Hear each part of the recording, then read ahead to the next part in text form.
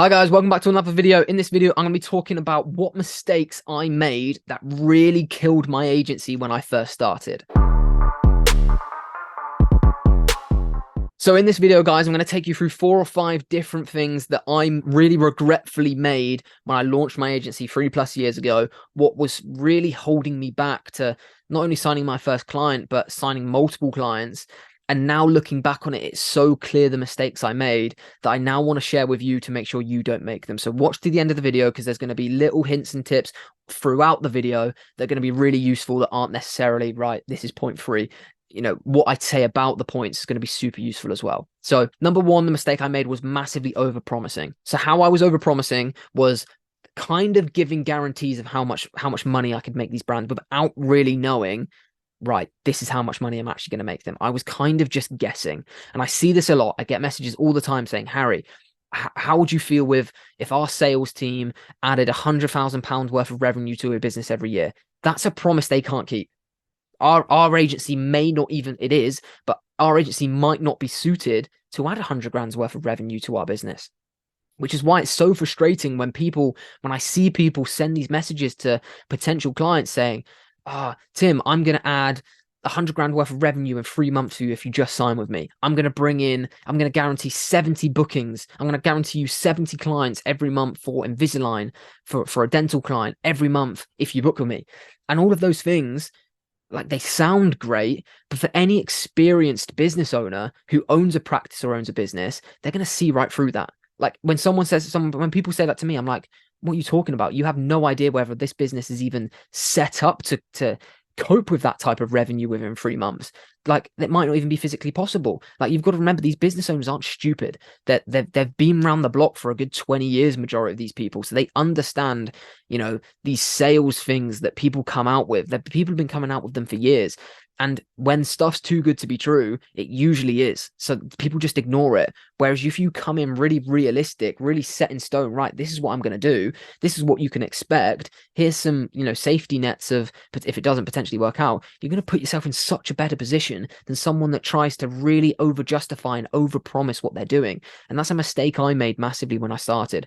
I over promised, which then came across desperate, which then allowed me to not sign a client. Number 2 is I offered way too many services. When I started, my first client was £1,000 a month, and they had me doing everything. I was basically a full-time employee. I was doing SEO, website design. I was doing Facebook ads, Instagram ads, social media management, email marketing, SMS marketing, even some affiliate stuff for them for their Amazon store.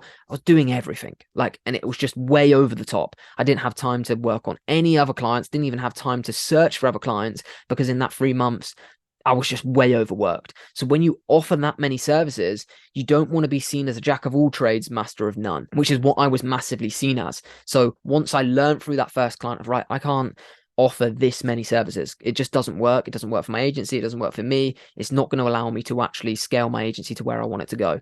So I cut back on loads of services, just offered Facebook ads, sales funnels, and email marketing, and that was easily manageable. I then built a very solid system around those 3 pillars that allowed me to get even better results than when I offered all of them, because I wasn't spread as thin, especially as someone who was at the beginning on my own and didn't have any help with employees or contractors, or, you know, Tom, you know, co-founder of my second agency.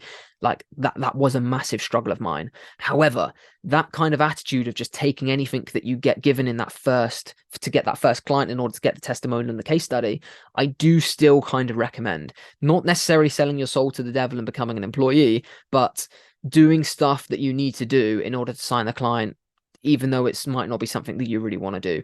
Whether it's working for less money, whether it's doing a guarantee, whether it's potentially even working for free, not that I'm a big fan of that, just to get that first client over the line, because once you get that, it becomes a lot easier. The next client always becomes easier. Number 3 is I refused to ask for help. When I first started my agency, I was very stubborn. If you're a regular viewer of this channel, you'll know that I didn't tell anyone that I started my agency. I kept it on the down low. I wanted the results to speak for themselves. I didn't want to be one of these people that said, right, everyone share my agency website, share my agency Instagram on all of your socials, and then in 2 months down the line, that business is nowhere to be seen. That was a big fear of mine, and I'm very glad I did that, and I'd recommend anyone else to do that.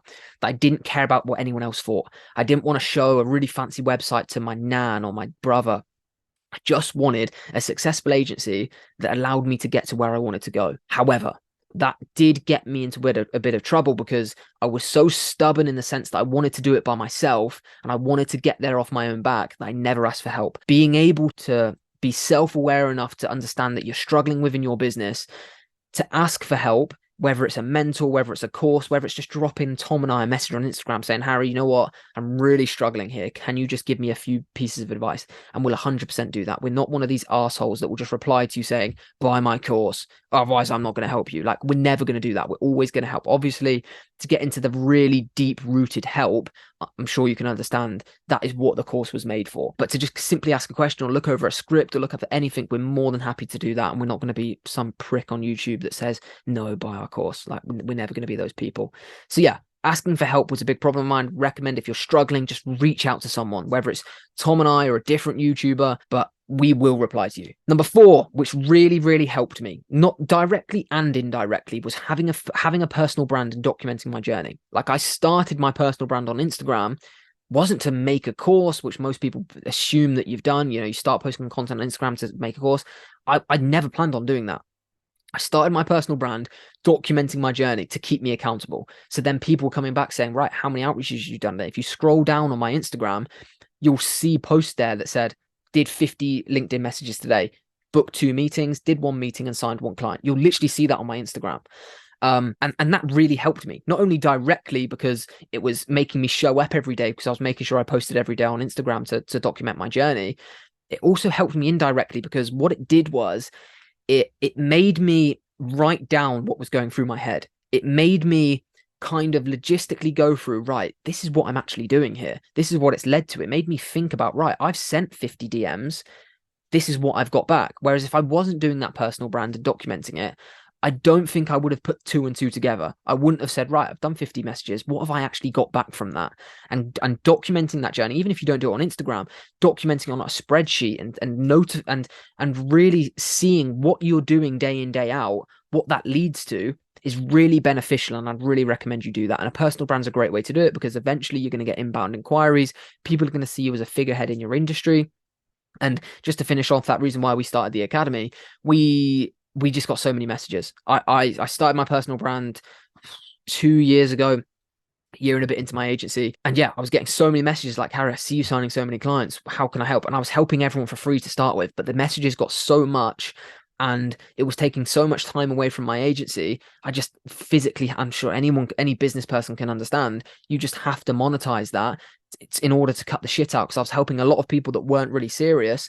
And then the people that were serious and really did need my help, they were kind of not getting the support that I wanted to give them because they were the people I really wanted to help, the people that genuinely needed it. So we made the academy, taught everyone the foundations and added that support system of the live calls, the one-to-ones, everything that comes along with the academy in order to help the people that really needed it. And that all came from a personal brand of just me documenting my journey in order to help me stay accountable and understand what my actions were leading to. Number 5 is not being consistent. This is by far the biggest one. Absolutely the biggest one. As soon as I was consistent every single day, and that personal brand really helped me because what did I do first thing in the morning? Post on Instagram. What did that then do? Lead me on to my outreach. As soon as I became consistent with cold calling specifically and LinkedIn DMs because of the niche I was in at the beginning, the cosmetic practices, it took my agency off. That's when I started signing client after client after client, because once you throw, and I always say the analogy of throwing rods out, if you throw enough rods into a pond, eventually you're going to catch a fish because you're covering a larger area. Every message you send, every cold call you start, every conversation you start with a business owner is all a rod in a pond. And the more rods you have, the more chances you have of catching a fish, signing a client. So being consistent and having a system in place that keeps you accountable and keeps you consistent is so, so key. So guys, that's the end of the video. Hopefully you enjoyed that. Hopefully those are 5 mistakes that I made that you can really learn from to stop you making those same mistakes. If you've not watched our previous video, it was how to start 2023 in the best possible way, what to do day in, day out, what things you need to have in place for your agency to make sure you're successful. Give it a watch. Let me know what you think. And yeah, I'll see you tomorrow at 9 AM for some more daily content.